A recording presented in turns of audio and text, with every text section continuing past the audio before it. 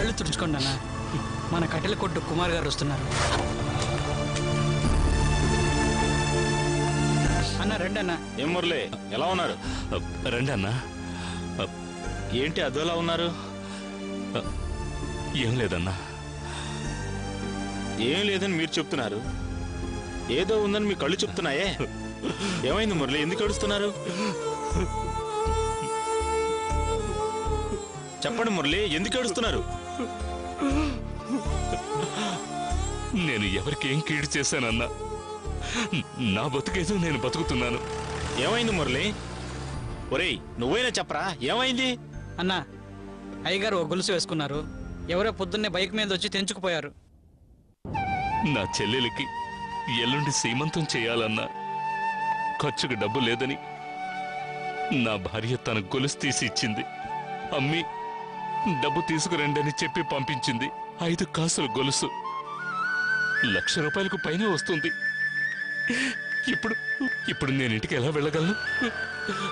తను అడిగితే నేనేం సమాధానం చెప్పగలనన్నా? అయ్యో దేవుడా, నాకేమీ అర్థం కావడం లేదు. ఇంట్లో శుభకార్యం చేస్తున్నప్పుడు ఈ విధంగా జరిగిందని వెళ్ళి చెప్తే మా అమ్మ భరించలేదన్నా. నా చెల్లెలు. ఏడవకండి మురళి, వెళ్ళి పోలీస్ స్టేషన్లో కంప్లైంట్ ఇద్దాం. అన్నా మీరే చెప్పండి, ఇప్పుడేం చేయాలి? సాయంత్రం డబ్బు తీసుకుని వెళ్ళలేదంటే అయ్యో పెద్ద గొడవ అయిపోతుంది. ముందు ఏడు పాపండి మురళి, ఇప్పుడు మీకు డబ్బేగా కావాలి. అవును అవును, 1,00,000 కావాలి. నన్ను నమ్మి వెంటనే ఎవరు అంత పెద్ద అమౌంట్ ఇస్తారు?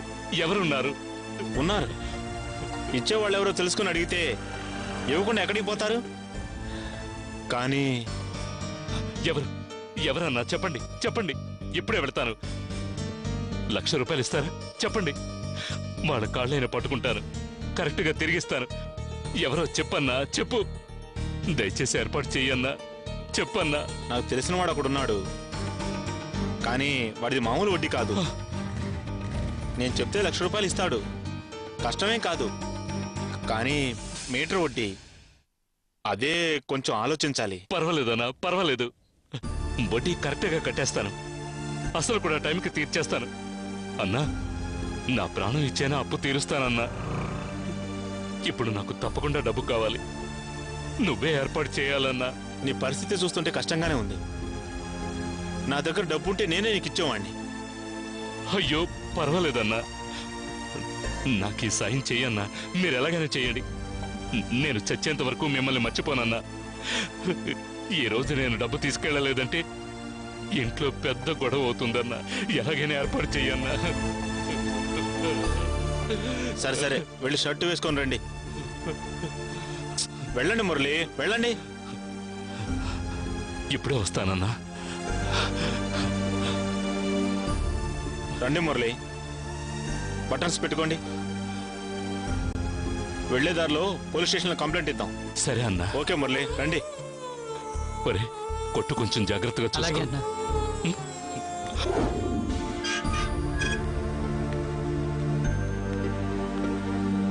రండి మురళి.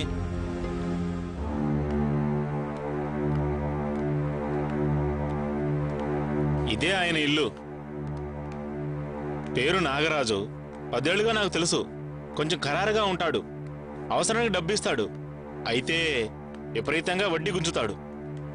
ఎంత వడ్డీ అయినా పర్వాలేదన్నా. ఈరోజు నా ప్రాబ్లం తీరితే చాలు. సరే రండి మురళి.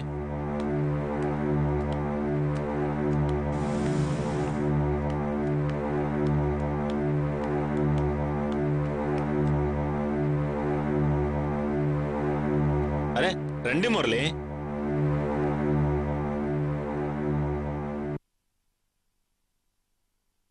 సార్, ఎవరండి? అయ్యగారిని కలవాలి. కొంచెం సేపు వెయిట్ చేయండి. సరే రండి మురళి.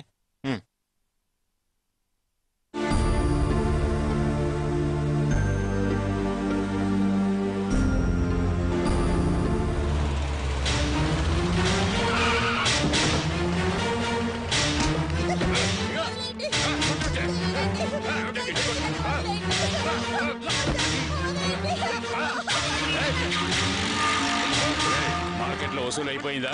అయిపోయిందన్నా.